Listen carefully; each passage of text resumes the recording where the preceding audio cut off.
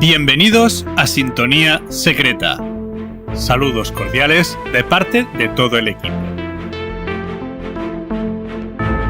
El programa de hoy lo hemos hecho posible May García, Carles Mateu y quien os habla, Sergi Faber.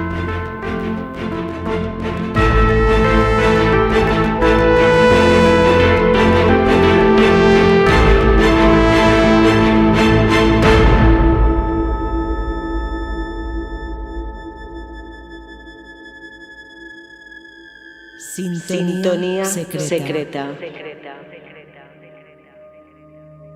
A todos aquellos que sentimos la pasión de la búsqueda, de un conocimiento más profundo de los orígenes y el destino del ser humano. A quienes no hemos renunciado a la fascinación de plantearnos nuevas preguntas sobre las viejas respuestas, buscando nuevas respuestas a las viejas preguntas.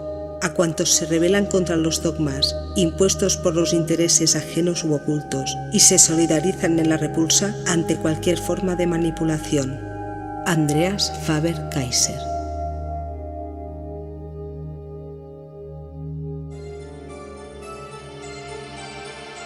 Los planes para la creciente globalización, fenómeno complejo donde los haya, avanzan inexorablemente desde hace décadas.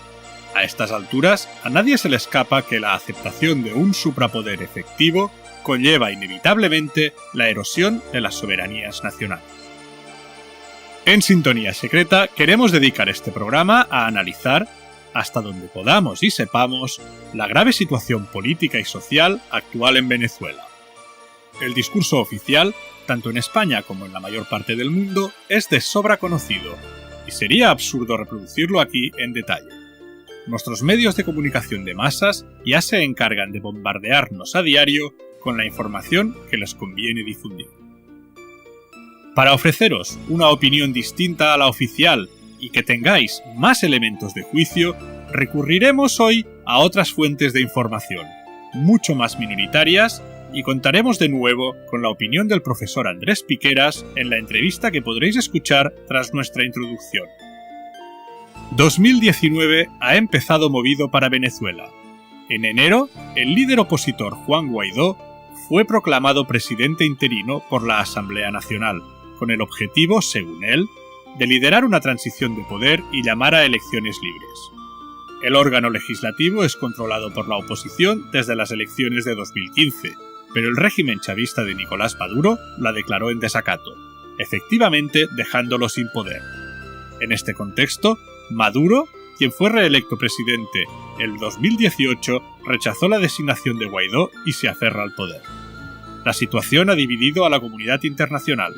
Estados Unidos, Canadá, la Unión Europea y la mayor parte de América Latina han reconocido a Guaidó en base al poder legítimo de la Asamblea Nacional y están llamando a una transición.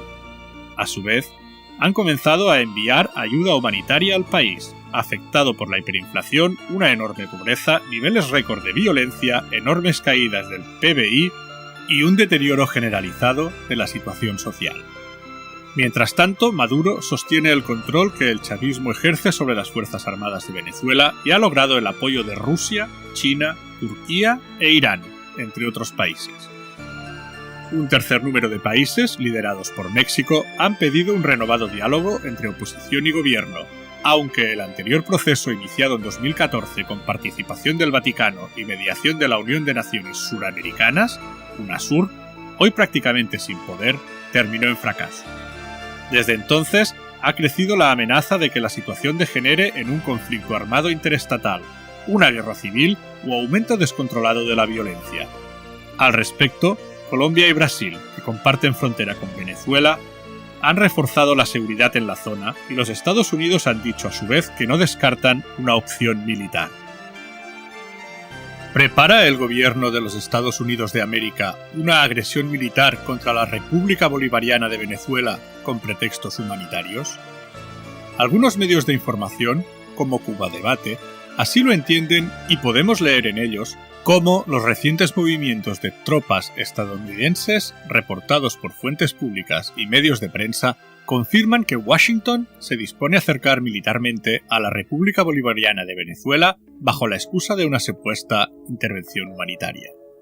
Cuba aseguró el pasado 13 de febrero mediante una declaración del gobierno revolucionario, que Estados Unidos pretende fabricar un pretexto humanitario para iniciar una agresión militar contra Venezuela, y denunció vuelos militares en la región del Caribe como parte de los preparativos. Aunque fuentes en Washington y algunos de los países involucrados se aprestaron a negar las denuncias cubanas, las últimas informaciones disponibles ratifican y amplían las evidencias de un cerco militar premeditado contra Caracas. El periodista y experto militar británico Tom Rogan señaló en el diario Washington Examiner que Estados Unidos acumula silenciosamente su poder militar cerca de Venezuela. Una importante presencia naval y marítima de los Estados Unidos está operando cerca de Colombia y Venezuela. Ya sea por coincidencia o no, estos despliegues le brindan a la Casa Blanca un rango creciente de opciones. De acuerdo con Rogan, en menos de una semana el Pentágono está en condiciones de desplegar 2.200 marines, aviones de combate, tanques y poner 2 portaaviones en Venezuela. Las 3 puntas del tridente norteamericano son el Caribe, Colombia y Brasil.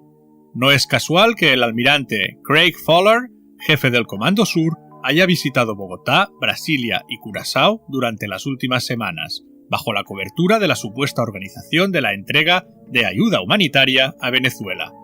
Con la autorización de Holanda, Estados Unidos organiza un centro de distribución de la supuesta ayuda en la isla de Curazao, a escasos kilómetros de las fronteras con Venezuela.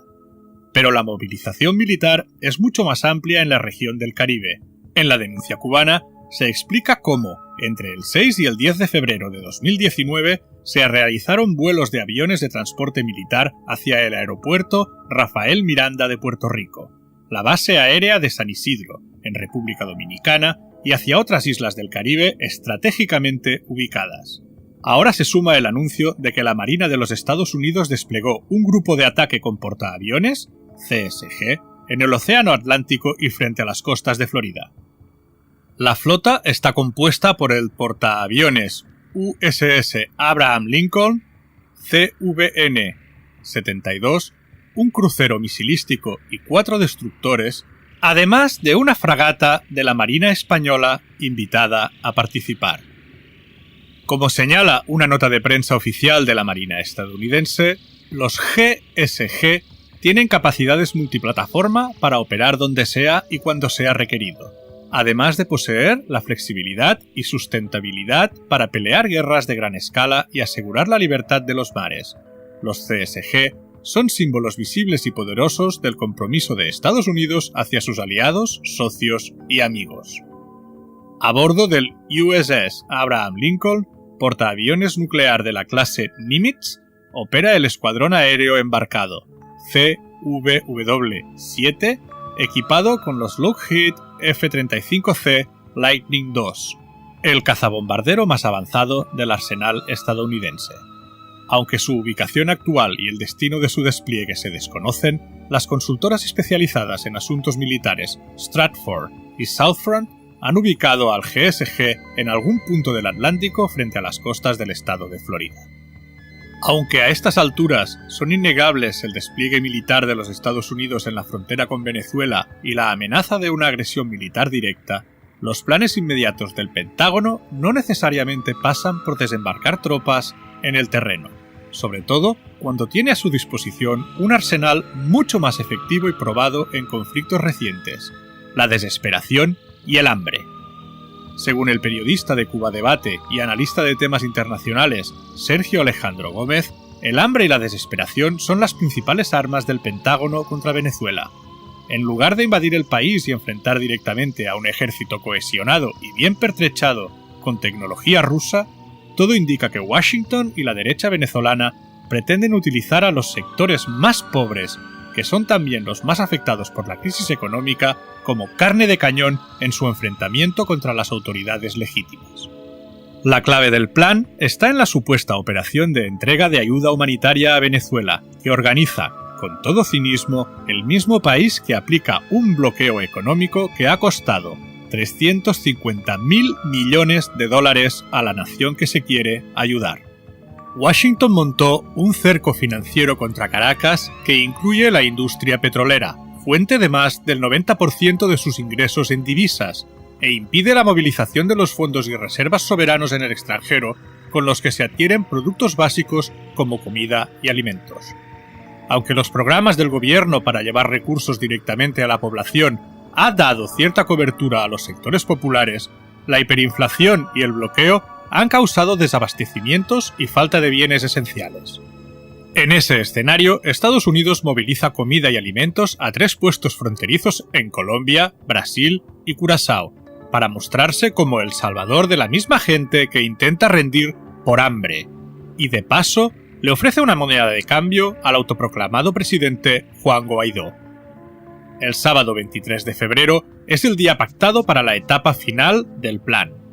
Washington y Guaidó aseguran que la ayuda ingresará al país por una vía u otra, mientras el gobierno legítimo considera que es una afrenta a su soberanía y una cobertura para agredir la integridad de la nación.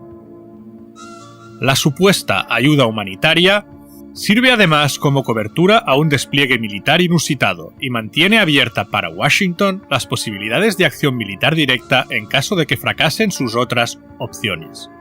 Organismos internacionales como la Cruz Roja y las Naciones Unidas, que usualmente lideran este tipo de movilizaciones humanitarias en el resto del mundo, se han desmarcado del plan estadounidense por sus claras intencionalidades políticas. Los escenarios del sábado se podrían resumir en 2. En el primero, las autoridades legítimas logran evitar el ingreso de la supuesta ayuda humanitaria y desmontan la operación de la derecha y Washington. En el segundo, la supuesta ayuda humanitaria entra al país, ya sea por la fuerza u otra vía, lo cual socavaría la autoridad del gobierno. Un tercer escenario para el sábado es que Estados Unidos y Guaidó no busquen ingresar la ayuda con la fuerza, sino que la dejen en los mismos puntos fronterizos y convoquen a cientos de miles de personas para que la vayan a recoger y desafíen las órdenes del ejército. Los militares se verían entonces en la difícil encrucijada de reprimir a los manifestantes y mantener el orden o dejarlos actuar y socavar su autoridad. Hay pistas que indican que ese es el plan. Guaidó está dedicado a reunir 1 millón de voluntarios para marchar hacia los puntos fronterizos, custodiados del lado venezolano por la FANB y la policía. No es lo mismo repeler a un agresor extranjero que atacar contra tu propia ciudadanía, en especial si estos están en una situación de pobreza y desesperación. La estrategia que se aplica contra Venezuela no es nueva, sino que está recogida en los manuales de guerra no convencional, GNC. A diferencia de los enfrentamientos tradicionales, su objetivo es potenciar la confrontación entre las autoridades y los ciudadanos, para que el gobierno pierda capacidad de liderazgo y caiga sin tener que involucrar a fuerzas militares foráneas. Desobedecer las leyes, crear un gobierno paralelo, organizar instituciones económicas alternativas, acechar a funcionarios públicos, destruir propiedades, incautar bienes, marchar, obstruir eventos sociales, boicotear elecciones, afectar el funcionamiento de las escuelas, falsificar identidades, buscar el encarcelamiento, hacer huelgas de hambre y sobrecargar los sistemas administrativos del Estado son solo algunos de los 198 métodos para derrocar gobiernos que propuso hace más de 4 décadas el experto en golpes de la CIA, Gene Sharp. A este respecto, cabe recordar que las representaciones teatrales y los conciertos están numerados con el número 36 en el listado. Eso es precisamente lo que organiza Washington en la frontera con Colombia, con la presencia confirmada de artistas internacionales como Juanes, Maluma, Nacho y Juan Luis Guerra. Precisamente, uno de los aspectos fundamentales para el éxito de las operaciones no convencionales es la dimensión simbólica, en especial la construcción de la realidad a través de los medios de comunicación y la cultura popular. Los expertos de Washington saben bien que una intervención militar directa despertaría los sentimientos antiimperialistas. Aunque pueda ser respaldada por gobiernos derechistas aliados, una guerra generaría un contundente rechazo popular, incluso de quienes no simpatizan con el chavismo. Además, están los retos logísticos. El Pentágono desplegó 26.000 soldados en 1989 para su invasión contra Panamá, que contaba con un ejército pequeño y poco armado. La poca resistencia que hubo fue por panameños anónimos en barrios populares como El Chorrillo y San Miguelito, donde se provocaron al menos 24 bajas a los militares norteamericanos y varios cientos de heridos. Venezuela es un país muchísimo más grande y difícil de ocupar, donde se ha ido incentivando un sentimiento patriótico y antiimperialista en las Fuerzas Armadas y el pueblo. El gobierno de Trump, golpeado por escándalos internos y con un Congreso dividido, no tendría fácil justificar los costos de una guerra como esa. Sin embargo, el éxito de una operación de guerra no convencional, con menos costos militares y económicos, resulta mucho más atractivo para el Pentágono y los políticos de Washington. Según el Centro Estratégico Latinoamericano de Geopolítica, CELAC, una institución dedicada a la investigación, estudio y análisis de los fenómenos políticos, económicos y sociales de América Latina, de lectura recomendada en este mismo programa por el profesor Piqueras, tras la crisis del petróleo de los años 70, Estados Unidos reaccionó terminando unilateralmente con los acuerdos de Bretton Woods, en los que se había acordado el sistema monetario global basado en el patrón oro. Uno de los desencadenantes de la crisis fue el embargo petrolero de Arabia Saudí y otros países árabes a los países que apoyaron a Israel en la guerra de Yom Kippur, entre ellos Estados Unidos. Estados Unidos reaccionó para impedir que ningún otro país pudiera utilizar el petróleo como arma contra la economía estadounidense. El acuerdo alcanzado con los saudíes incluía la protección de Washington a Riad frente a cualquier amenaza externa, a cambio de que las ventas de petróleo se cotizaran y se pagaran exclusivamente en dólares estadounidenses. De esta forma, Estados Unidos garantizaba la demanda artificial de dólares en las transacciones económicas internacionales, de forma que fuera el nuevo pilar en el que cimentar el poder global de la economía estadounidense. El acuerdo fue la estrategia para contener el descrédito de la moneda norteamericana tras la devaluación producida al terminar el compromiso de respaldo en metálico del dólar. El nuevo patrón monetario ya no ligaría las tenencias de dólares con las reservas de oro, sino que lo vincularía al petróleo, de forma que cualquier país que necesitara comprar o vender petróleo debía obtener los dólares para efectuar la transacción. Se creó así la demanda mundial de dólares que sustentaría su valor y credibilidad como nueva moneda de reserva y circulación global. Cualquier país que haya desafiado la hegemonía del dólar rápidamente recibió la respuesta estadounidense, bien vía embargos o, si estos no resultaban efectivos, algún tipo de intervención militar. Dos países con grandes reservas petroleras, como Irak y Libia, cuando impulsaron la creación de sistemas alternativos para el comercio del petróleo, que evitaran emplear el dólar como moneda transaccional, sufrieron las intervenciones estadounidenses. No son los únicos casos. Las sanciones a la economía rusa también arreciaron tras sus intentos de crear mecanismos alternativos para colocar la oferta petrolera rusa. De la misma manera, Venezuela ha impulsado en las 2 últimas décadas, junto con el proceso de recuperación soberana de sus recursos naturales, iniciativas que le permitieran librarse de la situación de dependencia respecto al dólar. En este sentido, iniciativas como el Sucre, Sistema Unitario de Compensación Regional de Pagos, los acuerdos bilaterales con otros países para comerciar con otras monedas, los intentos de crear una banca de financiamiento regional como el Banco del Sur o, en las últimas fechas, la creación de la criptomoneda Petro, suponen desafíos a la hegemonía del dólar impulsados desde Venezuela. El Sucre, una iniciativa que se creó en el marco del ALBA, propuso la creación de un sistema de pagos internacionales basados en una moneda virtual que funciona como unidad de cuenta común de registro de operaciones internacionales. Estas operaciones y las liquidaciones resultantes son canalizadas a través de los bancos centrales de los países participantes que compensan las cuentas en virtud de las operaciones realizadas. Adicionalmente a esta iniciativa, Venezuela ha impulsado en los últimos años acuerdos y convenios de carácter bilateral para comerciar el petróleo en monedas diferentes al dólar. En este sentido, destacan el acuerdo con China para vender el petróleo en yuanes. China, actualmente segundo consumidor mundial de petróleo y principal contrincante de la hegemonía estadounidense, emitió en marzo de 2018 el primer contrato de petróleo en yuanes. Como ha hecho Venezuela, otros países exportadores de petróleo que ya tienen avanzados convenios para comerciar petróleo en yuanes son Nigeria, Angola, Rusia o Irán. Estos 2 últimos también son países que resultan víctimas de las sanciones y el boicot impuestos por Estados Unidos.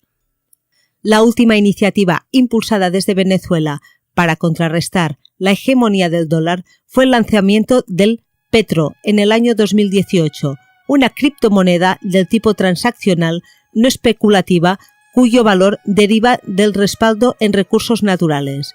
El propósito del Petro es sortear el bloqueo financiero, recaudar fondos con la emisión y crear un activo de reserva internacional para competir con la demanda de dólares dentro de Venezuela. A pesar de los intentos de otras monedas, como el euro, el renminbi o las iniciativas impulsadas por Venezuela, el dólar sigue representando el 62% de la deuda global, el 56% de los préstamos internacionales, casi el 44% de las transacciones en el mercado cambiario y casi el 63% de las reservas de divisas. El común denominador de estas iniciativas apoyadas o impulsadas desde Venezuela es que comparten el objetivo primario de librarse de la dependencia financiera y el secundario de menguar la capacidad de fuego de una de las armas estratégicas más poderosas que utiliza indiscriminadamente Estados Unidos. El común denominador de estas iniciativas apoyadas o impulsadas desde Venezuela es que comparten el objetivo primario de librarse de la dependencia financiera y el secundario de menguar la capacidad de fuego de una de las armas estratégicas más poderosas que utiliza indiscriminadamente Estados Unidos, la hegemonía del dólar. Venezuela no es la única, comparte este objetivo con muchas naciones. Mientras más utiliza Estados Unidos la herramienta del boicot financiero, más alienta a los países con pretensiones soberanas a tomar medidas para lograr esta independencia financiera.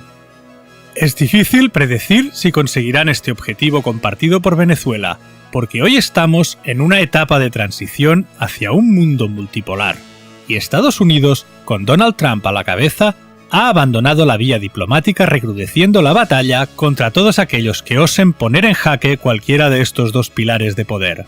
La guerra comercial contra China, las sanciones contra Rusia, el bloqueo comercial, el boicot financiero, la injerencia política y la amenaza de la intervención militar contra Venezuela son las respuestas que da el poder de un Estados Unidos en decadencia, frente a un mundo multipolar que no termina de nacer. Estados Unidos es consciente del carácter estratégico de la hegemonía del dólar, y como está demostrando con sus acciones contra Venezuela y otros países que desafiaron el sistema monetario de los petrodólares, como Irak y Libia, está dispuesta a grandes sacrificios de reputación diplomática con tal de defender su posición en el ordenamiento global. El talante de incorrección política que hoy abunda en el liderazgo estadounidense no debe sorprender a nadie. Es una muestra de que ha llegado el momento de la verdad y de que los cambios en la hegemonía global nunca fueron pacíficos. El pasado 26 de enero, el presidente del Gobierno de España, Pedro Sánchez, dio un ultimátum al presidente electo de Venezuela, Nicolás Maduro, para que convocara elecciones en un máximo de 8 días o España reconocería, de facto, a Juan Guaidó como nuevo presidente. Este hecho, insólito, provocó la respuesta escrita en forma de carta a Pedro Sánchez del profesor Andrés Piqueras, al que seguidamente preguntamos sobre este tema y sus connotaciones geopolíticas a nivel mundial. Bienvenido de nuevo a Sintonía Secreta, profesor. ¿Qué le parece esta reacción del Gobierno de España? Sí, estamos ante un hecho con escasísimos precedentes en la historia reciente. Digamos que es una señal inequívoca de desesperación por parte de los grandes poderes mundiales. Por supuesto, el que los lidera a todos, que es Estados Unidos, y después de ellos, pues una vez más, hemos tenido ocasión de comprobar la subordinación política de un continente entero como es el continente europeo. El seguidismo de las políticas de Estados Unidos, que es un seguidismo, por otra parte, suicida, como lo podemos comprobar por lo que respecta a sanciones que Europa se ve obligada a sufrir o a padecer, porque a Estados Unidos le conviene, como las sanciones contra Irán o contra Rusia, en la que Europa no para de perder en claves económicas y sociales en general. Pero, claro, lo que ha hecho el presidente del gobierno español ha sido algo que se sale ya fuera de toda norma política. Reconocer a alguien que se sube en un tamburete en medio de una manifestación y se proclama presidente de un país. Imaginémonos lo que esto puede significar para el derecho internacional, que queda totalmente vulnerado. La carta de las Naciones Unidas se la pasa a la torera, junto al Consejo de Seguridad de las propias Naciones Unidas, que tampoco reconoce a nadie que no sea el presidente legítimo de Venezuela, que como se insiste tanto continuamente en los medios, porque como los medios bombardean continuamente con la maldad de Maduro y con la maldad del régimen venezolano, pues se puede decir, a ustedes les puede gustar o no, pero es lo que ha votado este pueblo una y otra vez, así hasta más de 24 veces desde que Chávez llegó a las instituciones en 1999. Y una y otra vez se ha pronunciado mayoritariamente y a veces de forma aplastante por todo lo que significa la herencia chavista, todo lo que es un proceso de transformación social y preparar unas nuevas bases sociales y económicas. Incluso en la última de las elecciones presidenciales salió ganador Maduro, no por poco precisamente, y lo que quiere decir que esas elecciones han estado supervisadas siempre internacionalmente y nadie nunca tuvo ninguna queja ni impugnación al respecto de los observadores internacionales. De hecho, según la Fundación Jimmy Carter, Venezuela tiene el sistema de recuento electoral más avanzado del mundo, y observadores de la propia ONU como Alfred Zayas, consejero y profesor de Derecho Internacional, dijo que todos los procesos habían sido pulcros. Es más, y eso entraremos después si os interesa, que la gravedad de la situación económica en estos momentos en Venezuela está motivada por factores externos, que es por la agresión clara y contundente de guerra económica que se viene realizando contra Venezuela. Como por otra parte, el expresidente del gobierno español, José Luis Rodríguez Zapatero, reconoció también cuando se le preguntó sobre la crisis económica de Venezuela. No es que esto se está provocando desde fuera. Claro, si usted asedia a un país y le bloquea económicamente, al final consigue que la situación económica se deteriore. Esto es la táctica viejísima de hace desde que la humanidad empezó a hacerse la guerra una a otra, de asedio a las fortalezas o a los enclaves fortificados, para que si no los puedes vencer de forma directa con las armas, lo hagas a través del asedio por hambre y por sed. Y con eso garantizas también que los moradores, los que están dentro, se peguen entre sí o se rebelen contra sus autoridades, aunque las hayan elegido ellos mismos. Es lo que están intentando hacer, fundamentalmente que haya amplias divisiones en la población venezolana y que, bueno, al final pues haya un estado de ingobernabilidad. Y luego también provocar fisuras, sobre todo en el ejército, que se levante contra Maduro, como los viejos golpes militares que siempre se han dado, que Estados Unidos asembró América Latina de ellos y buena parte del planeta, a través de, pues, con un golpe militar quirúrgico, aséptico, prácticamente lo tienes todo, como mucho unos cuantos muertos, los otros para los campos de fútbol, los paredones o a la expulsión del país, y se ha acabado. Y así lo hacemos rápido y forma eficaz. Bueno, pero como en Venezuela no les sale así, pues tienen que utilizar cada vez una presión mayor, una guerra económica más brutal, ¿no? Entonces, lo que me decía, la declaración de nuestro presidente del gobierno viola todo el derecho internacional, viola la Carta de la ONU, la propia Carta de la OEA, la Organización de Estados Americanos, que obviamente no ha podido, por mucho que los medios publiciten al respecto de que también ha desconocido al presidente Maduro, no, es mentira. Para desconocerlo necesita de orden de 24 votos y solo ha conseguido 18.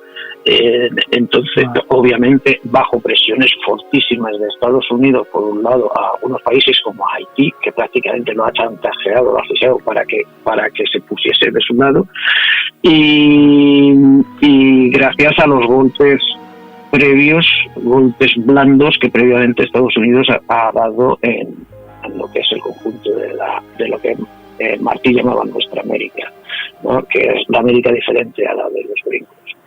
Y los golpes que fue dando, pues empezaron por Honduras con un golpe contra también el presidente legítimo, golpe militar, con todo tipo de represión, con matanzas continuas. Ahora ya nadie habla de las grandes migraciones de Honduras hacia el muro que no es que quiera construir Trump, sino que ya está construido en la frontera entre Estados Unidos y México. Lo único que quiere hacer Trump es darle un poquito más de dimensiones, alargarlo un poco y en algunos sitios incluso darle un poquito más de efectividad o grosor. Es lo único que quiere hacer. Ese muro ya está construido por Obama y por los anteriores.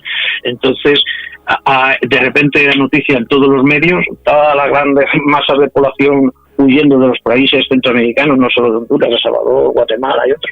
Pero ya de repente eso no está en ningún sitio. ¿De dónde viene? ¿Por qué huyen? ¿Qué pasó con el golpe de Estado en Honduras? ¿Cómo se puede reconocer a alguien que han puesto ahí directamente los militares cuando la OEA ya se había dicho que iba a protegerse de cualquier otra acción como esa? Luego tuvimos el golpe de Paraguay, que 3/4 de los mismos. Uno se deshace del presidente legítimo que estaba elegido.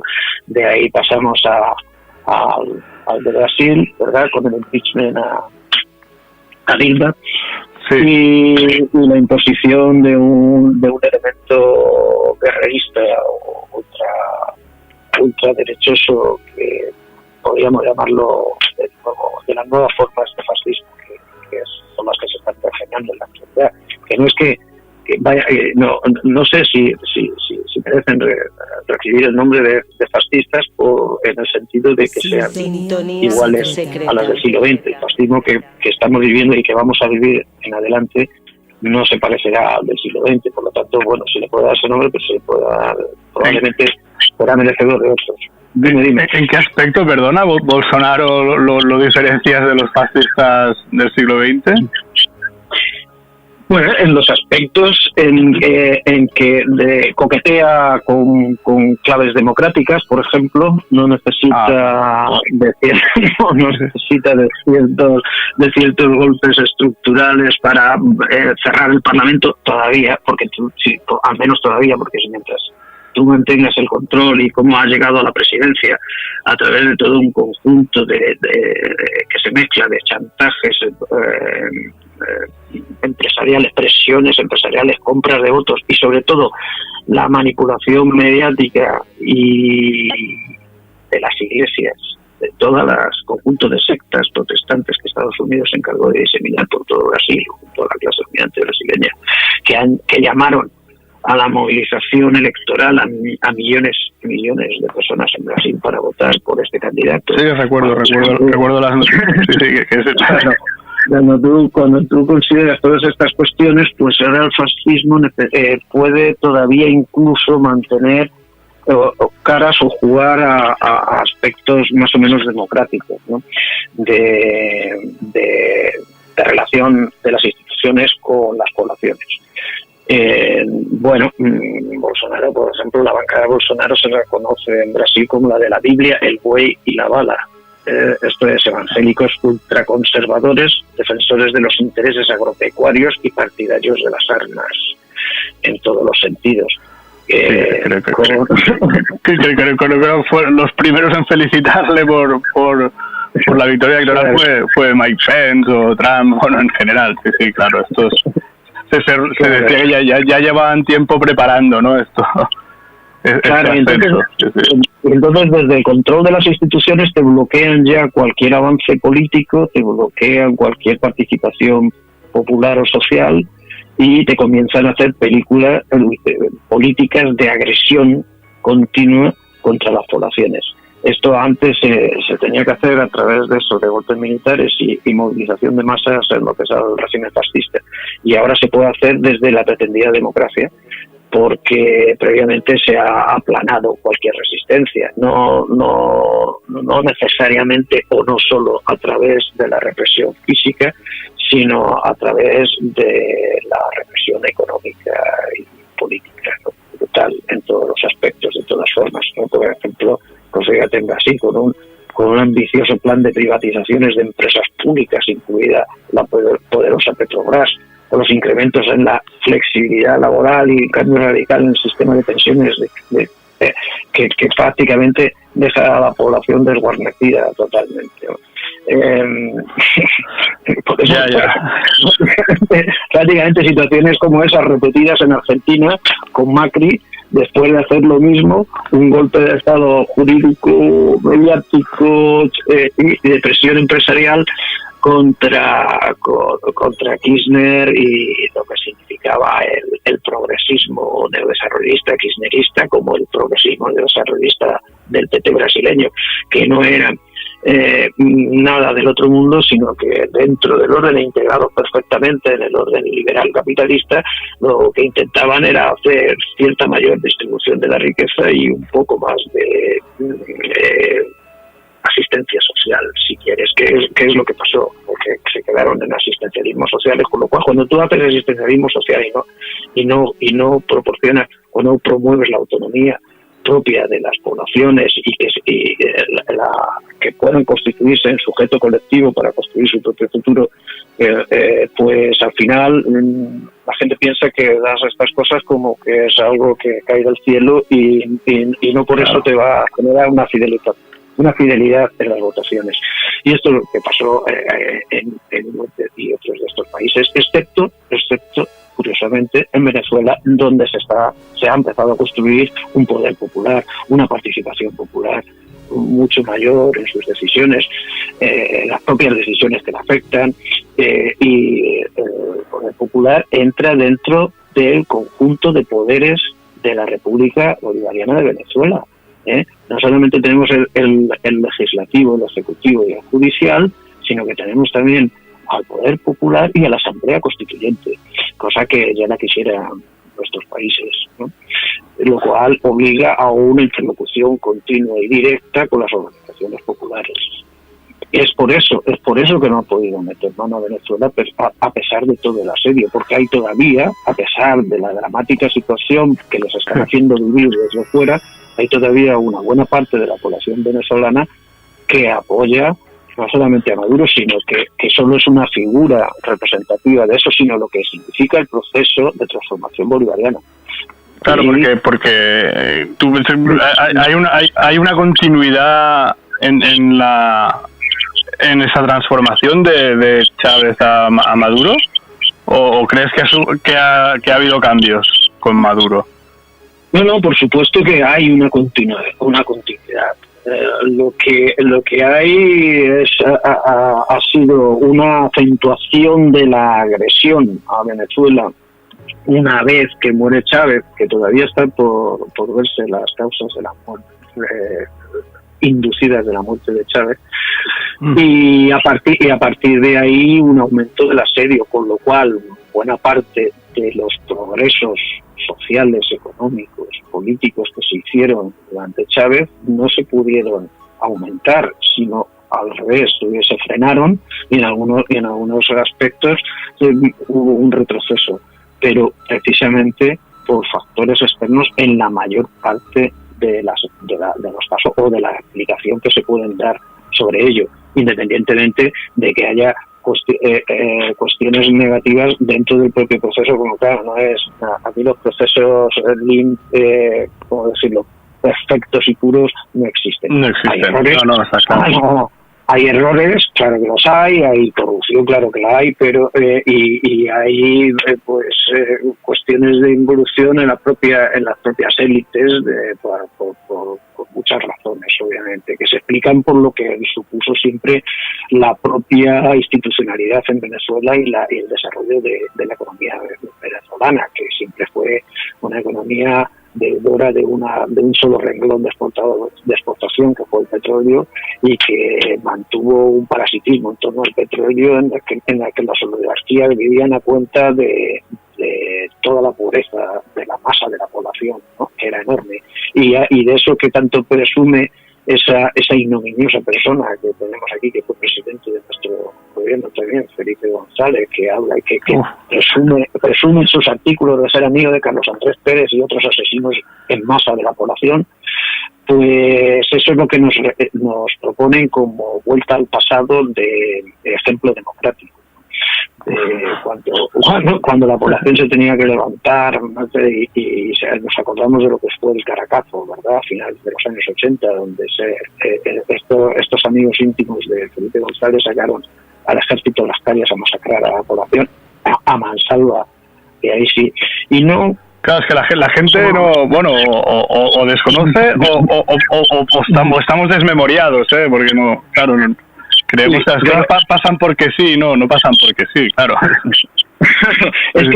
Es que incluso para las personas que se mantienen un tanto críticas con respecto a nuestros medios de difusión de masas o a ciertas cuestiones que nos cuentan, es tal el bombardeo mediático que recibimos al respecto de Venezuela que es prácticamente imposible sustraerse a eso y o seguir manteniendo una visión crítica si no estás muy al día y no sigues los procesos, porque para empezar, la absoluta mayoría de las poblaciones en nuestras sociedades conocen de la realidad lo que le cuentan los grandes medios. Claro. No conocen de la realidad más que lo que le cuentan, y fundamentalmente todavía en nuestros países sigue siendo la televisión la principal fuente de información, a pesar de que no hablen mucho de internet y tal, para la mayoría de la población. ¿Eso qué quiere decir? Eso se llama técnicamente más mediatización de la realidad. Es decir, no sabemos la realidad más que lo que nos cuentan los medios. Si 4 conglomerados mundiales pueden controlar el conjunto, prácticamente más del 90% del total de las informaciones que se distribuyen en el mundo, te puedes hacer una idea de la cantidad de poder que se acopia en muy pocas manos, en muy pocos cerebros y en muy pocos conglomerados. Cuando se habla de conglomerados se quiere decir que controlas media y empresa. Es un mundo empresarial, financiero, mediático, que va todo junto. Y eso quiere decir que muy pocos controlan todo. Y pueden moldear nuestras conciencias, nuestros pensamientos, nuestra forma de ver la vida, la realidad. Es la máquina de construcción de la realidad, de hecho. Entonces, para millones y millones de personas, lo que dicen los medios, al final terminan diciendo, hostia, pero si están todos contra Maduro y contra Venezuela, lo que está pasando contra el régimen es que algo malo tiene que estar haciendo, ¿no? En vez de preguntarnos cómo es posible que todos los poderes del mundo los grandes poderes quieran acabar con Venezuela en estos momentos y con Maduro. Algo bueno tiene que estar haciendo. Los poderes quieran acabar con ellos, ¿no? Y todas las extremas derechas, las derechas, e incluso los que van de no derechas como nuestro PSOE, quieren también acabar con ellos. Algo tiene que pasar, algo tiene que estar haciendo bien. ¿Y por qué esta inquina? ¿Por qué este querer? Precisamente porque Venezuela marca un ejemplo de construcción de otros parámetros sociales, de otro tipo de sociedad, que es un proceso de construcción de un poder popular en otras claves diferentes a las que hasta ahora son la receta universal para todo el planeta de involución, de recortes continuos, de financiación de la economía, de destrozo de las condiciones laborales, o sea, así, contra reformas laborales, dilución de todo tipo de negociación colectiva, acoso a las pensiones y destrucción de lo que se ha considerado como Estado social, todos los servicios sociales del Estado y demás.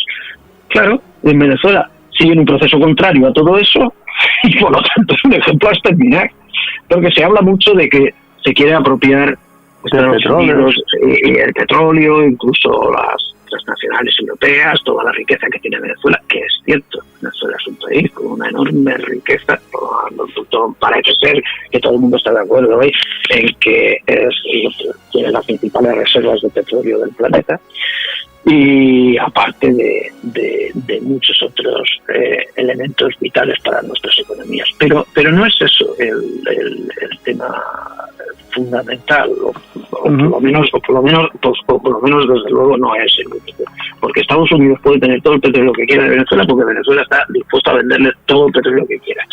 No se trata de eso, se trata fundamentalmente, y de hecho se lo ha estado vendiendo todo el tiempo. De hecho, una de las principales agencias, digamos, de la PDVSA, la gran empresa nacional venezolana, que curiosamente Guaidó quiere privatizarla, ¿cómo no? ¿Cómo no? La tiene establecida, una de sus principales agencias, tiene establecida en Estados Unidos, donde le proporciona, no sé ahora mismo exactamente el número de barriles, pero son millones de barriles que proporciona Estados Unidos al día. O sea que digamos que en ese sentido no es tan importante para Estados Unidos. Lo que es importante es exterminar el ejemplo que podría cumplir en otros países americanos y también, en todo caso, impedir que sus dos grandes enemigos hegemónicos o con posibilidad de hacerse enemigos sistémicos mundiales, como son China y Rusia, puedan utilizar las fuentes de energía que tiene Venezuela. Claro. Y sobre todo en este caso estamos hablando de China, que es un país altamente dependiente de las exportaciones de petróleo. No como Rusia, que es un país con una gran también riqueza energética. Entonces, digamos que hay algunas claves, ¿no? También, porque también tenemos una de las mayores reservas de oro en el mundo, que creo que en torno a la cuarta en Venezuela. Las cosas que hay que hablar de todo esto, pero para Estados Unidos es muy importante en clave geoestratégica. Tengamos en cuenta que Estados Unidos desde Vietnam no ha hecho más que perder guerras, es decir, tiene una capacidad enorme de destruirlo todo. Llega a los sitios y los arrasa. Fundamentalmente arrasa aquellos lugares que son aquellos países que estaban dentro de la influencia o de la amistad o de la alianza de la antigua URSS. Después de la Carta de París para la Nueva Europa, que se firma en 1990 en el Palacio Elíseo con lo que era la URSS entonces, se llega a un acuerdo de proclamar el fin de la división de Europa y anunciar también el fin de la Guerra Fría, que conduciría a un nuevo concepto de seguridad no solo europea, sino también mundial. Bueno, pues esto fue violado sistemáticamente por todas las administraciones norteamericanas, desde Clinton a Obama y, por supuesto, Bush y Trump. Quiero decir que da igual que sean demócratas o republicanos, da igual. Claro. Y entonces, todos los antiguos aliados de Moscú en Oriente Medio, en Asia Central y Occidental y en el norte de África han sido invadidos y aniquilados. Y también justo porque están en el camino de la ruta de la seda china. Claro. Fíjate que China intenta construir redes comerciales y productivas que de una u otra manera son la única posibilidad de un capitalismo moribundo hoy por hoy de marcar un nuevo ciclo de algún tipo de crecimiento, de acumulación sana en estos momentos en el planeta, dentro de los límites, obviamente, pero eso nos haría entrar en detalles de la propia crisis del capital, que es profunda y muy y como muy insondable, que nos haría dedicar mucho tiempo a eso. Pero bueno, digamos que en uno de los últimos latidos de la economía mundial capitalista puede proporcionarlo China a través de ese corredor que la llama la nueva ruta de la seda, ¿no? Una nueva franja, un nuevo cinturón. Y bueno, eso tiene todo un proyecto de unir los países asiáticos con Europa y África, y luego también incluso un ramal para el propio continente americano. Pero bueno, cuando tú no te puedes enfrentar a un enemigo poderoso económicamente, porque Estados Unidos es una economía en declive y prácticamente solo la mantiene, que siga siendo el dólar la moneda de cambio internacional.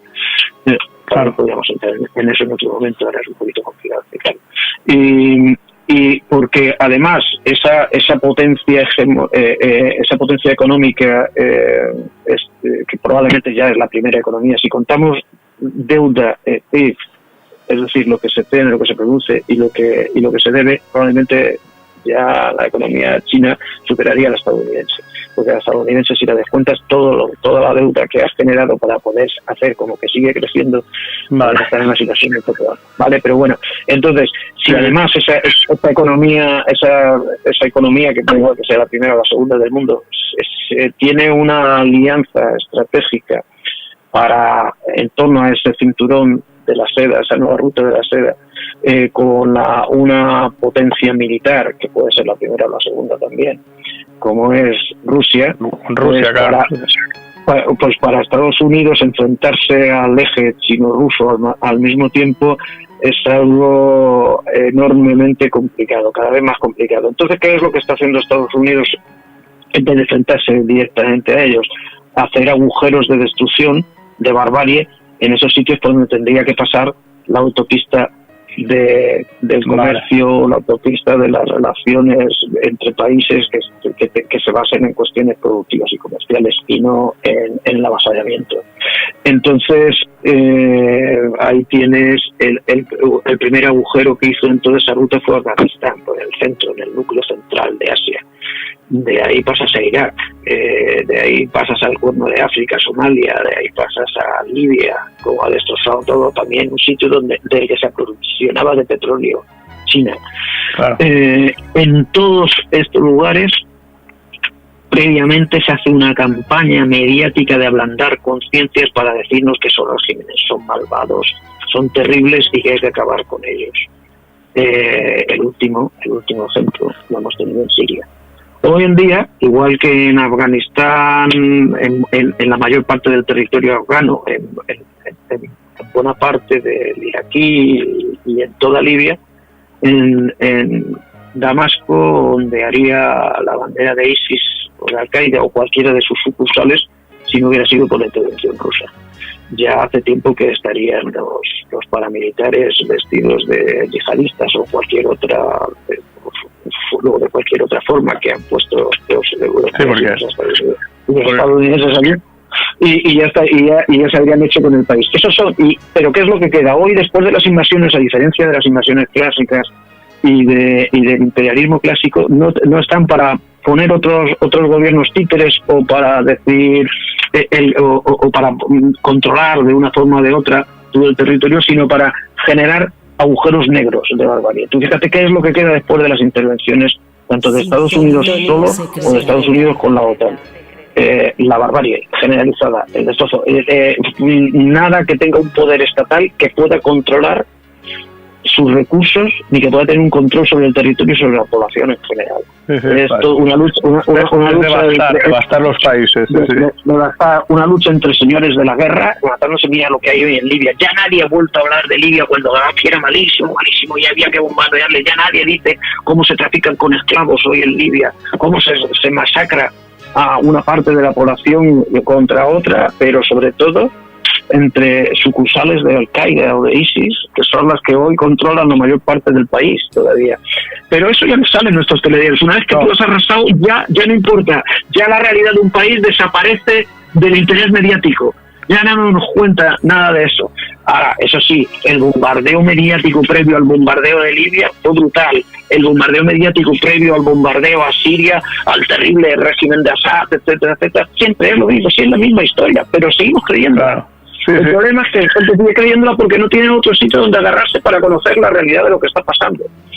Entonces, porque en cambio, para países que sí que está demostradísimo que son, bueno, totalmente a países como Arabia Saudí, que están implicados en la financiación de estos grupos terroristas y que son aliados de Estados Unidos, pero bueno, que tienen unas restricciones a nivel de libertades de la población bestiales que ni nos podemos ni imaginar, porque de vez en cuando sale alguna noticia, sí, ahora las mujeres les dejarán conducir, no sé qué, pero bueno, pero lo que están haciendo con el Yemen, lo que están haciendo, y ahí nadie interviene, ¿no? O sea, no interesa a Arabia Saudí, como son amigos también de nuestro emérito, ¿no? Efectivamente, somos grandes, íntimos amigos, donde va nuestro emérito y el hijo del emérito también a abrazarse con ellos. Esa es una señal claramente de lo que nos importa la democracia, además. Claro. Pero sí, en realidad nos importa mucho, como a Estados Unidos, a Trump y demás, nos importa que no haya democracia, y por eso vigilamos continuamente que cualquier país que quiera de alguna manera desarrollar una democracia de verdad, pues se le machaque desde el principio al fin. En cambio, Arabia Saudí no, son nuestros amiguetes. En Arabia Saudí se sigue colgando gente en plazas públicas, se sigue fustigando con el látigo por cualquier delito, y a las mujeres adúlteras se las puede todavía también dilapiar. Se cortan manos por robar. Las mujeres, bueno, no hace falta que diga, yo supongo que cualquiera ve el diario que pueden entrar ni a los campos de fútbol, nada más que en algunas zonas reservadas, y ahora que hasta ahora no podían entrar tampoco. Yo lo digo por decir de tantas cosas, ¿no? Del orden feudal del que estamos hablando, ¿no? Pero del peor orden feudal del que estamos hablando, aparte ya de, como tú has dicho, de su financiación a grupos paramilitares y yihadistas en general, que bueno, también no es lo mismo, porque es el camuflaje de unas cosas y de otras. Y, por supuesto, su despiadada guerra en Yemen, con un bloqueo brutal que no dejan entrar medicinas y que ha causado la muerte de centenares de miles de personas y sobre todo de niños. De bebés, sí, que salían una desnutrición atroz, sí. Bloqueando la entrada de alimentos y de medicinas.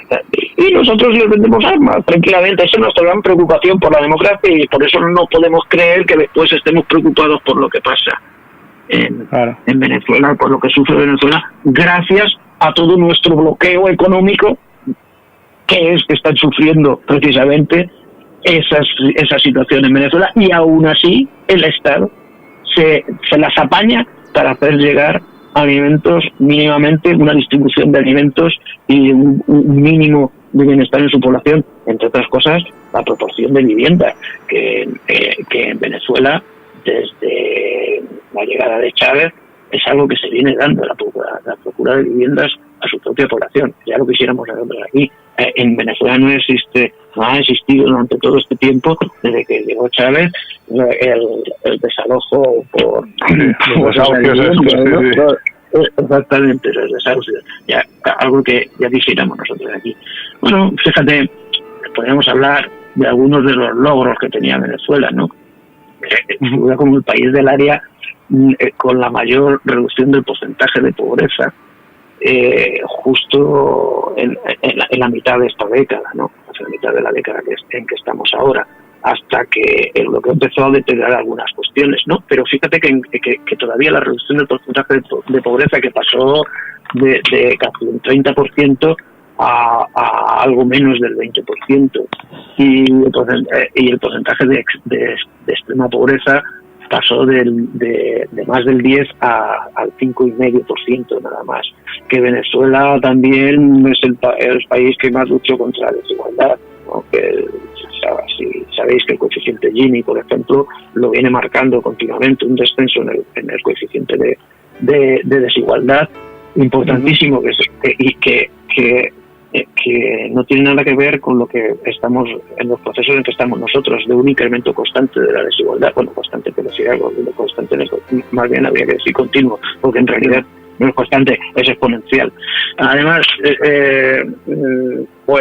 Venezuela fue nombrada como territorio libre de analfabetismo, con las tasas netas de escolaridad que superaban el 95%, lo cual quiere decir que eso no se ha logrado en ningún otro país de América, con la excepción de Cuba y Nicaragua en su tiempo también. Qué curioso, ¿eh? Los países con los que quiere apagar los países con los que Trump quiere acabar, ¿no? Sí, no digo, cuando alfabetizar a la población, eso tiene que ser terrible, ¿no? Eso es muy malo. Eso es muy malo. Es de comunista, es malo, sí.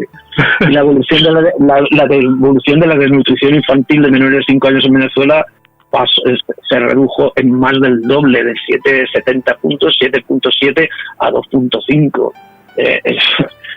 Mereciendo el reconocimiento también de la Organización de las Naciones Unidas para Alimentación y Agricultura, FAO, ¿no? Y la tasa de desocupación bajó a la mitad, del 15 al 7%. Así que, pero un indicador también importantísimo es el indicador de desarrollo humano, el IDH, que marca también que Venezuela esté en el grupo de países considerados con un alto nivel de desarrollo humano, que son indicadores trazados por la ONU. Es decir, que no es que se lo esté inventando el propio gobierno venezolano. Claro. Y eso solo puede querer decir que ha habido avances en salud, educación, vivienda y otro conjunto de indicadores que están incluidos en ese índice de desarrollo humano. Bueno, pues a pesar de todas estas cuestiones, nuestro presidente del gobierno, nuestro flamante progre y que presume de ser de izquierdas y hacer políticas sociales y todo esto, le dice a Maduro que le da 8 días para que convoque elecciones. Dan más de 24 elecciones, como he dicho antes, celebradas en Venezuela con observadores internacionales. Digo que si no le desconoce y conoce a un tipo que lo ha fabricado ahí los servicios secretos norteamericanos para decir que es el presidente de un país. Claro, obviamente, eso no, es que aparte de violar todas las convenciones internacionales que ya hemos dicho antes de la ONU y demás, es que eso no se sostiene. ¿Cómo vas a tratar tú diplomáticamente con alguien que no tiene ningún control de ninguno de los resortes de la política, la economía, las finanzas o la sociedad de un país? Es decir, tú si te vas con él y que te manda él aquí un embajador, ¿y qué hace? ¿Qué puede hacer él? Puede controlar fronteras, aduanas, tasas, impuestos claro. Lo que sea. ¿Puede hacer algo? No puede hacer nada, es que es un invento, es una fabricación. Entonces tú tienes que tener relaciones diplomáticas con quien está en la institucionalidad del país, además de una institucionalidad democrática. Entonces, ¿eso qué quiere decir? Así lo reconoce la ONU, el derecho internacional. Te puede gustar más o menos. Por eso es vital. Sí.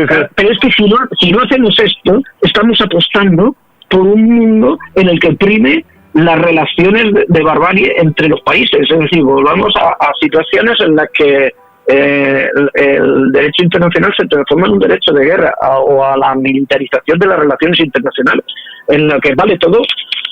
Si a mí no me gustas, voy a acabar contigo como sea. Y esto, por lo que te decía al principio de esta entrevista, que es una muestra clarísima de la desesperación a la que están llegando los poderes, porque no han podido dividir a la población de Venezuela hasta el límite de que pierda la institucionalidad, pierda el apoyo popular, ni han podido dividir todavía, no podía hacer fisuras en el ejército, que es el otro bloque, con esa unidad cívico-militar de la que habla continuamente Maduro. Sí, porque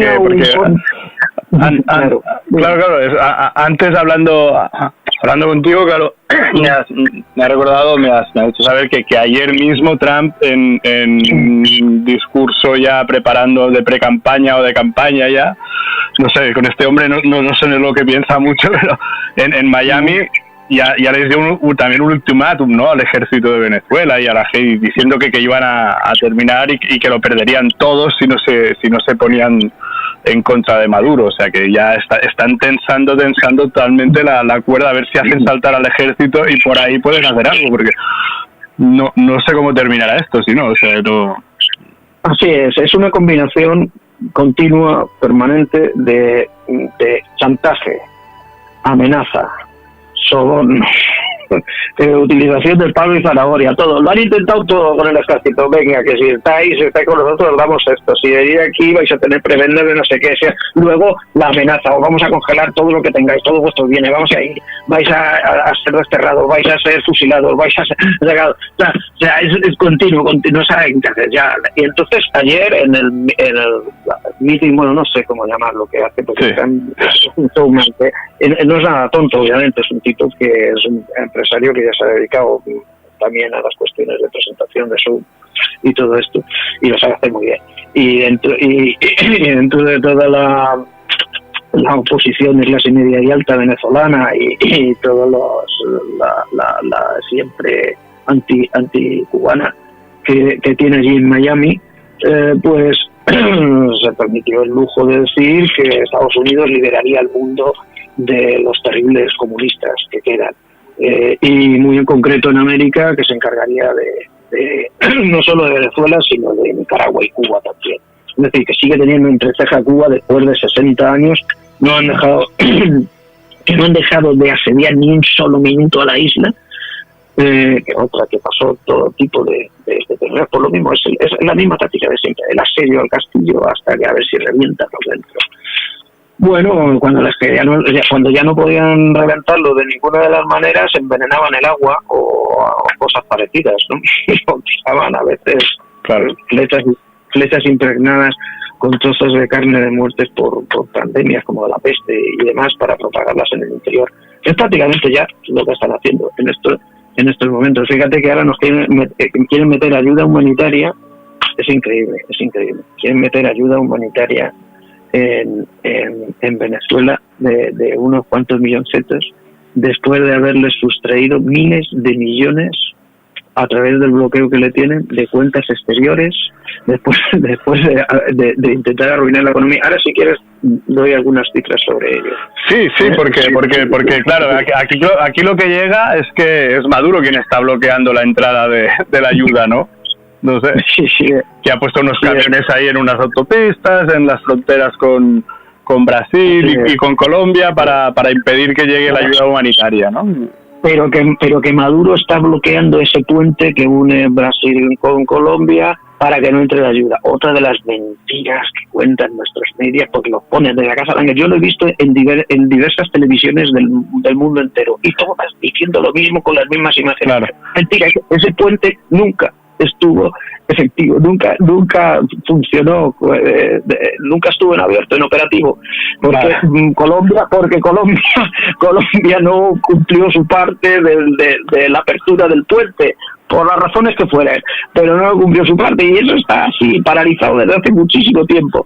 Y fíjate tú que curioso que ahora quieren hacer un concierto de ayuda a Venezuela en el lado de Cúcuta, que es la ciudad fronteriza colombiana, para pasar toda esa ayuda humanitaria, etcétera, que vete a saber lo que lleva dentro esa ayuda humanitaria. Acuérdate lo que te decía del castillo y del envenenamiento y todas estas cosas.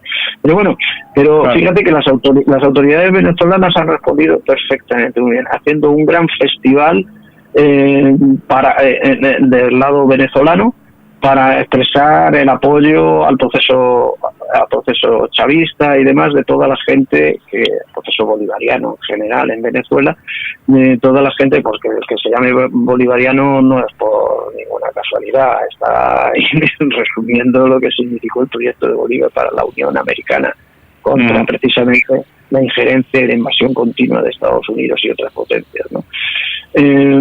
Pues, y además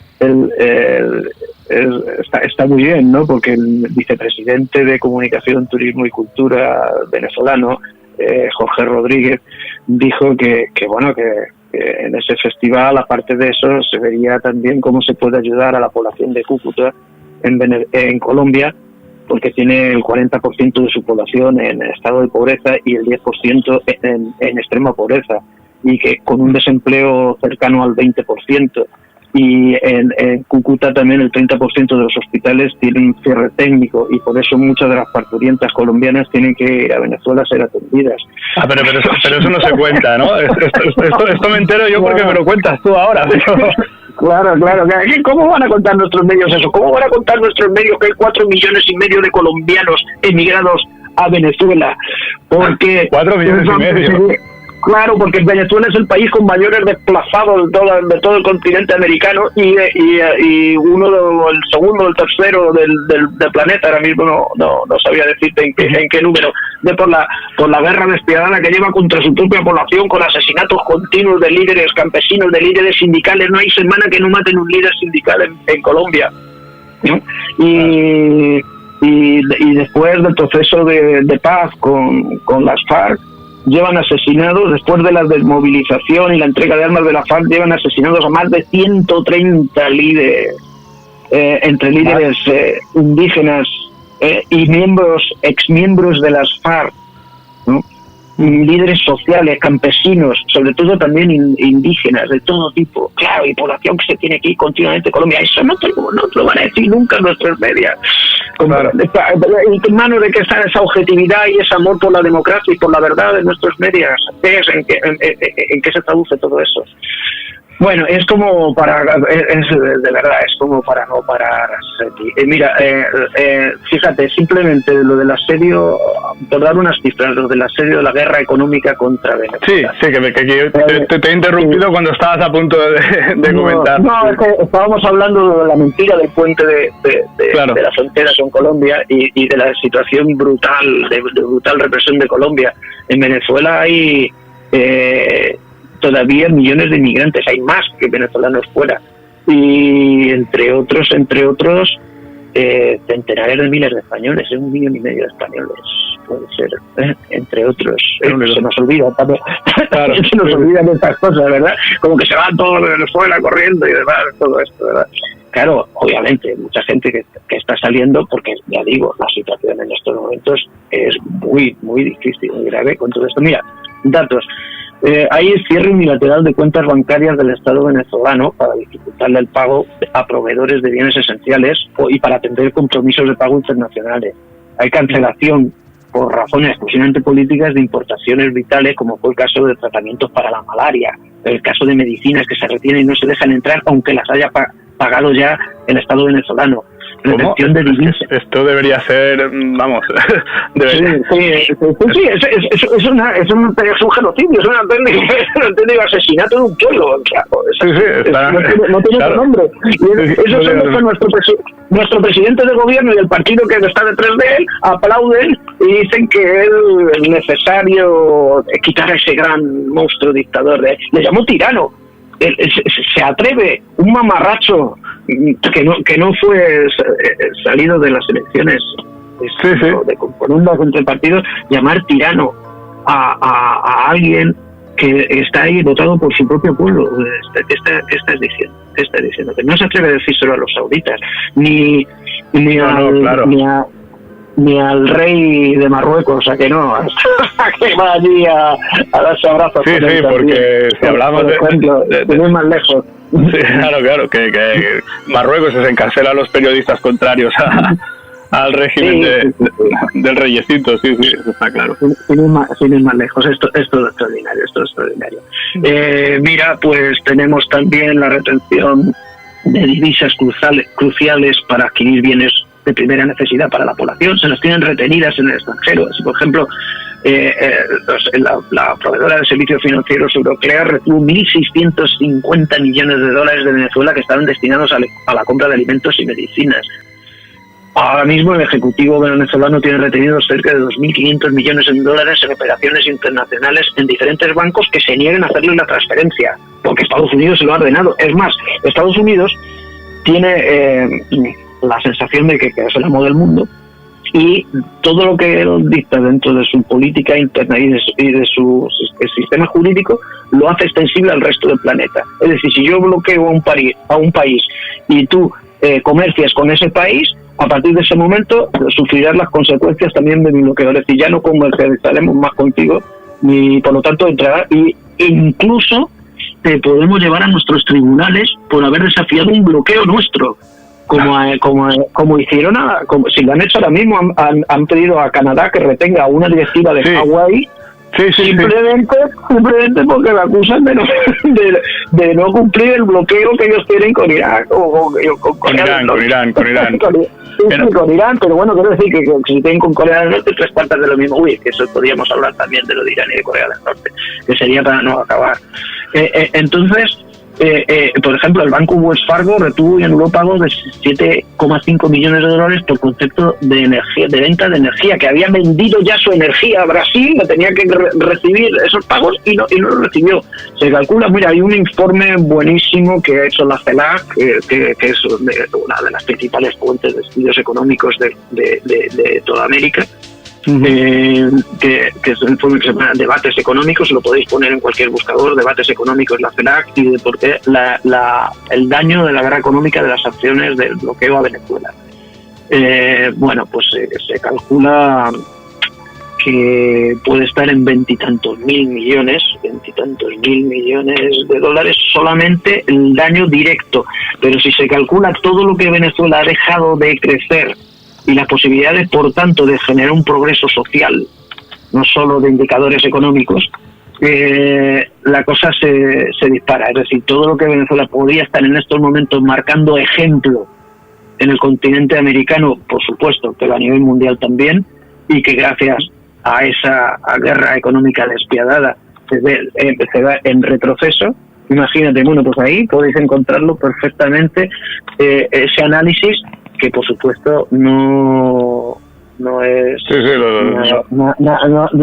es nada subjetivo, porque está dado con pelos y señales todas las claves en las que uno puede analizar todas estas cosas.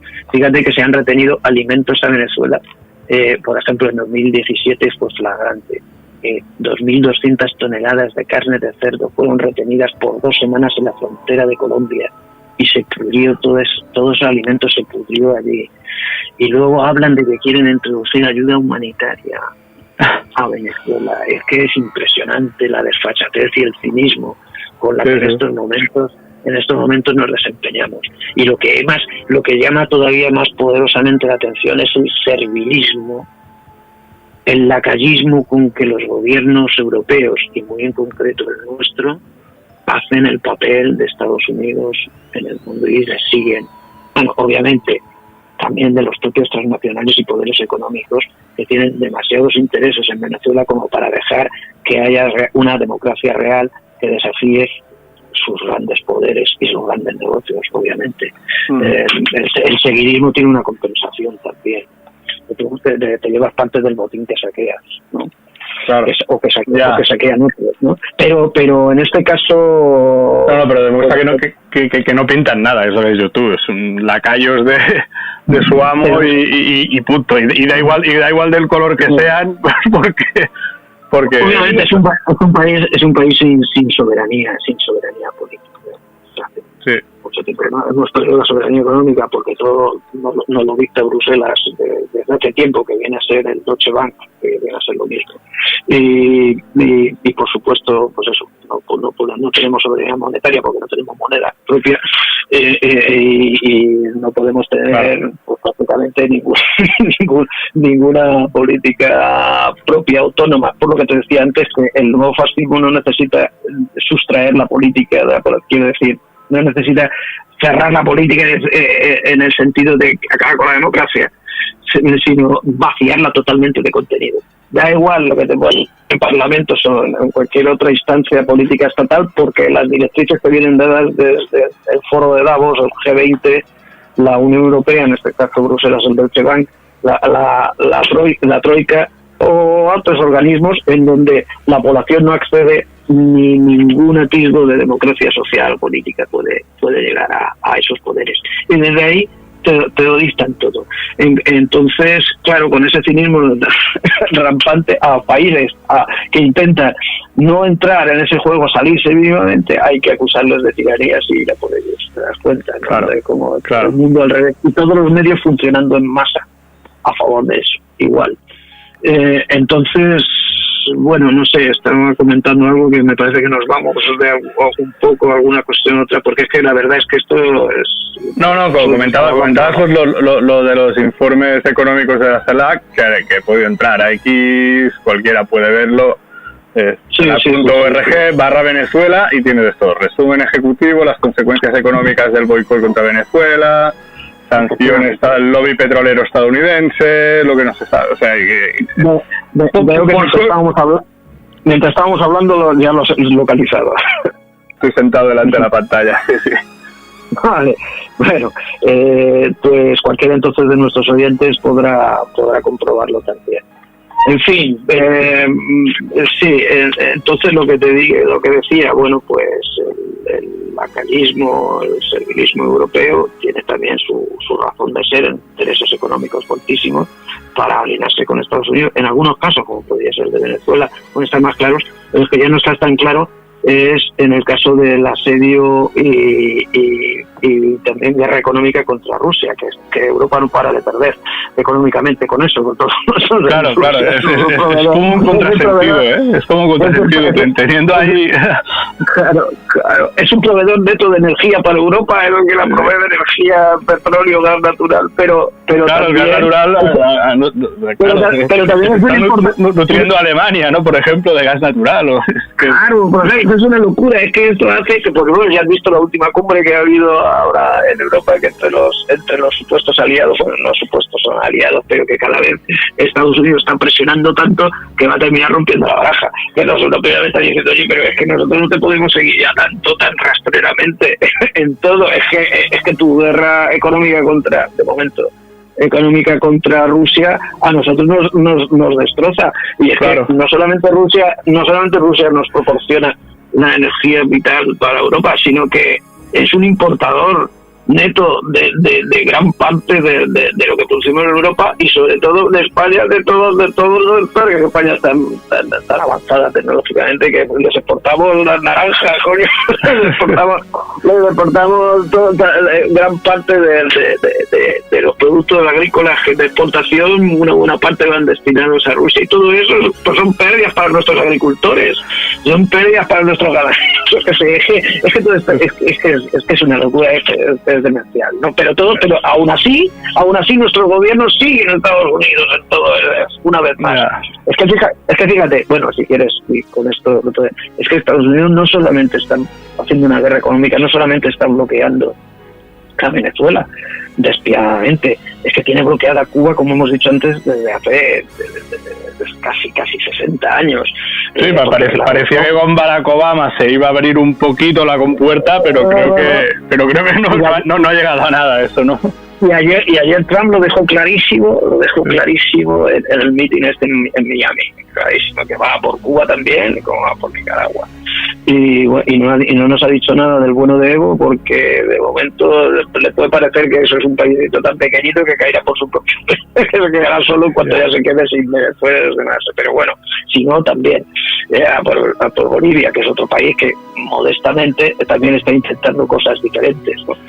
Con muchos más obstáculos que otros, que ya es decir, pero bueno. Pero fíjate, Estados Unidos tiene guerra económica de bloqueo, de una forma o de otra, de embargo de cualquier tipo, aparte de Cuba y Venezuela que hemos dicho, a Corea del Norte, a Irán, a Zimbabue, a Bielorrusia, a Siria, a la República Democrática del Congo, a Sudán, a Irak, a Birmania, a Costa de Marfil, a Yemen, al Líbano, a las repúblicas del Donbass de Ucrania, que es un país que va contra todos, por todos, y que además quiere que le sigamos todos en su juego contra el mundo. Eso no se puede llamar libre comercio, porque cualquier cosa que le interfiere en sus intereses lo bloquea y lo destroza. Es todo lo contrario al libre comercio, está bloqueando el planeta. No sé si se entiende.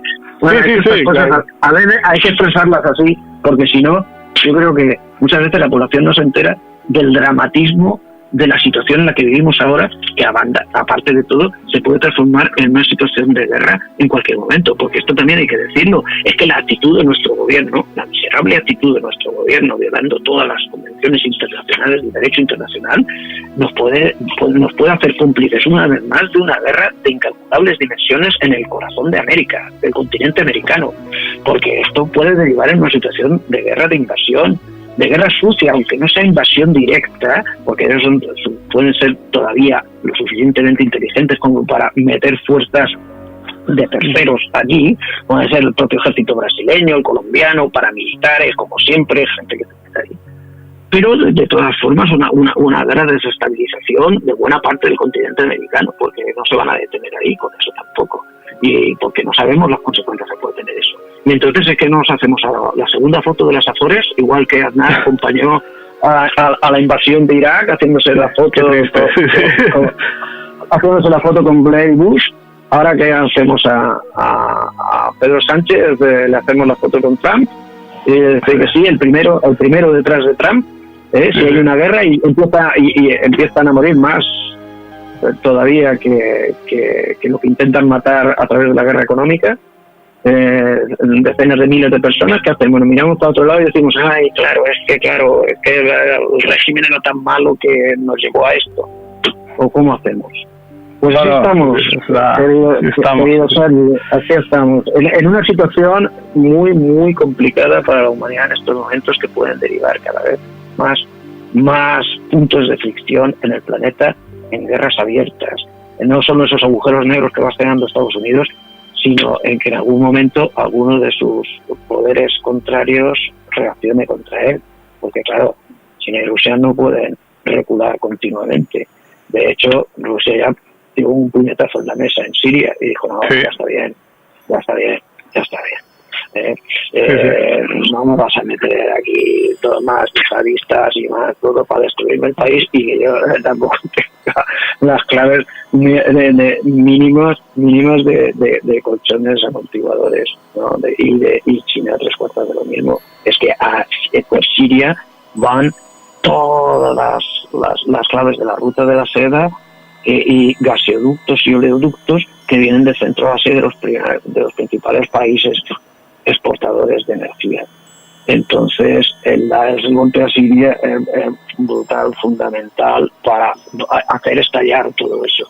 Y que, bueno, el petróleo lo sigue estando controlado desde Arabia Saudí y Estados Unidos, cuando se inventaron la alianza después de la Segunda Guerra Mundial, para que todo el petróleo estuviera en manos de la tiranía saudí, que al mismo tiempo estaba estrechamente ligada al Pentágono y a la Casa Blanca. Así que vivimos unos tiempos muy dramáticos y con mucho peligro que deriven en algo muy serio, cada vez más serio Sí, se está polarizando todo, eso está clarísimo. Sí, ya te digo, la actitud de nuestro gobierno y de los gobiernos europeos en general, salvo honrosas excepciones, y la de Estados Unidos muestra sin equívocas la desesperación. Es decir, estamos dispuestos a todo, a saltarnos el derecho internacional y todo lo que haga falta. Tranquilamente, bueno, Estados Unidos lo demuestra siempre, hace las cosas que le da la gana sin aprobación de la ONU, sin nada, pero prácticamente, y aplica su derecho como derecho internacional, ya digo, jugando a quien le da la gana también del planeta. Pero sin embargo, Estados Unidos se sustrae a cualquier tribunal internacional. Claro, ellos no reconocen ningún tribunal internacional, el tribunal de la Haya y demás no se ejerce para sus propios ciudadanos. Para sus ciudadanos no les pueden juzgar más que ellos mismos. En cambio, ellos pueden invadir los países que quieran y...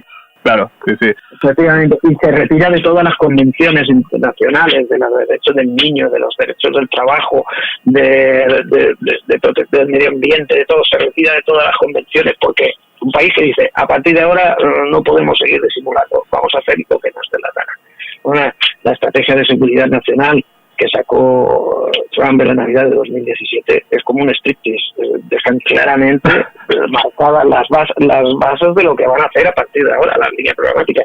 Estados Unidos tiene 250.000 de efectivos del ejército, la marina y las costas aéreas en el 70% de los países del mundo, con más de 450 bases militares extraterritoriales y con un presupuesto militar que supera al de todo el conjunto del planeta.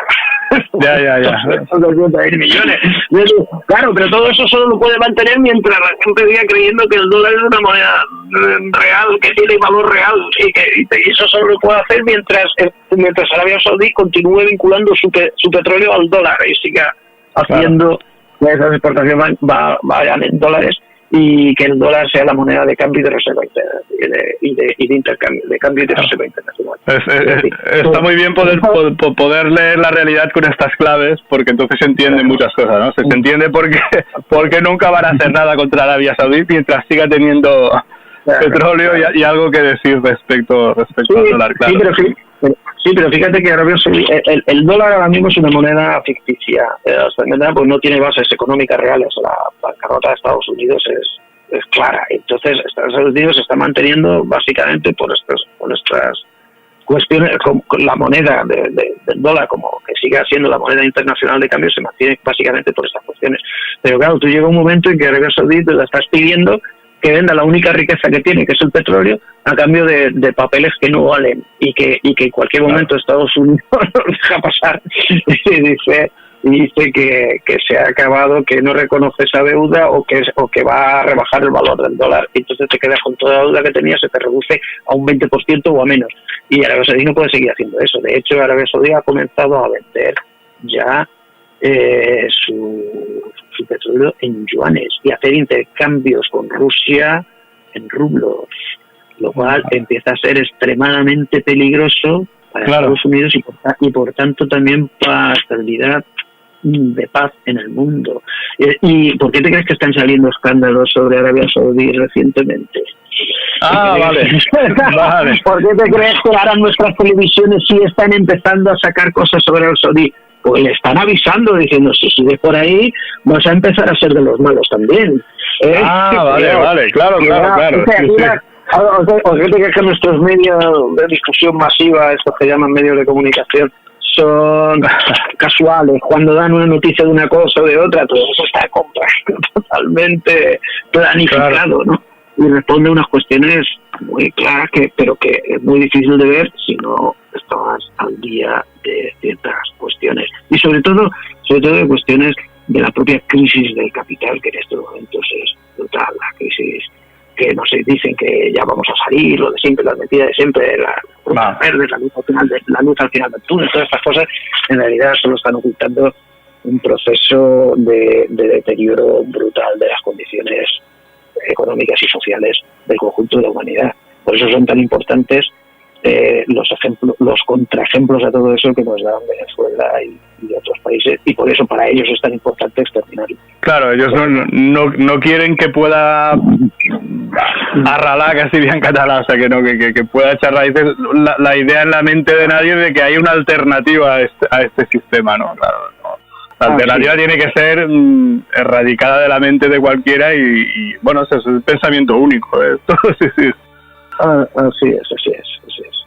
Así que, Sally, bueno, pues yo sé que muchas gracias. Andamos acabando el tiempo, así que bueno, pues si hay otra ocasión podemos entrar en profundidad de muchos de estos puntos que hoy no hemos podido más que tocar superficialmente, y agradeceros pues. Bueno, es que es muy difícil, pero todo, aún y así de unido, ¿eh? O sea, lo que hemos hablado. Sí, ya hay bastante tralla, sí. Hay bastante tralla, sí. Así que nada, gracias a medios como vosotros por poder difundir algo alternativo a toda la bazofia que la intoxicación cerebral que nos hacen desde temprano en la mañana hasta última hora de la noche continua, de manera continua, ¿no? Sobre las realidades del mundo. No, muchas gracias a ti por contarnos estas cosas. Sí. Pues hasta una próxima entonces, y abrazos para todas las personas que nos escuchan. Muchísimas gracias. Volve. Terminamos aquí el programa de hoy dedicado a la geopolítica y la economía más actual. Podéis seguirnos en las distintas redes sociales con el nombre Sintonía Secreta, así como escribirnos cualquier duda o sugerencia a nuestro email sintoniasecreta@gmail.com.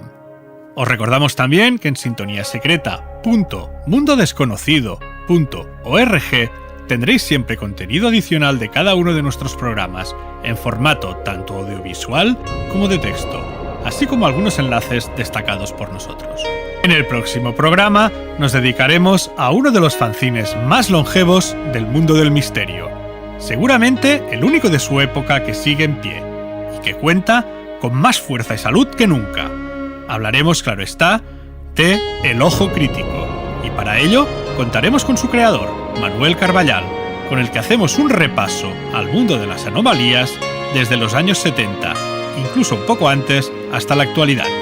Si os gustan las opiniones directas y la sinceridad que le caracteriza, no os lo podéis perder. Hasta entonces, salud y sort.